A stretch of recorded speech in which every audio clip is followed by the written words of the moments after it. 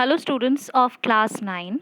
This is your subject English language topic comprehension.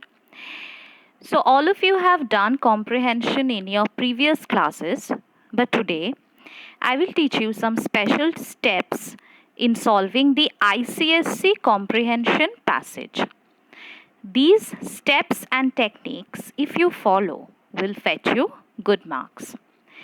So the total marks in comprehension in your ICSE will be 20. So let's start. First, read the passage and the questions given once properly to get a general idea or the theme on which the passage is based. Do not hurry and do not skip the lines. So first, when you get your passage, what you have to do is that you have to just read the passage once and the questions given so as to form a general idea about the passage. What you have to do, you should not be in a hurry and you should not skip the lines. So after the first reading, again, you have to read the passage for the second time. But this time, more slowly and carefully.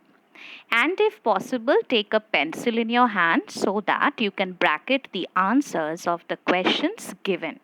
Basically, in this process, in the second step, you have to locate the lines where the answers are given. So minimum you have to read the passage twice. Now, in this comprehension, the questions are divided in three parts. First, you will be asked to give the meanings of the words that are used in the passage, and one word answers or short phrases will be accepted. This will contain 3 marks. So 3 words will be given and you will be asked to write the meaning of the sentences. Now your meaning should be according to the meaning given in the passage. Then comes the general question and answers that you have done in your junior classes as well. Here you have to keep in mind 2 things basically. You have to write to the point answers and you have to pick out from the passage the keywords and the important points. Then comes the summary writing, or we call it précis writing. By you have to make a rough draft and a fair draft, and you have to write only 50 words.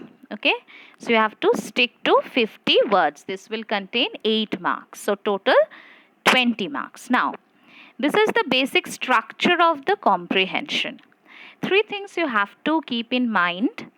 You have to use simple and easy language. Do not write any extra point that is not required in the answers or is useless, because that will only, it will only kill your time. It will not fetch you marks. So why write extra?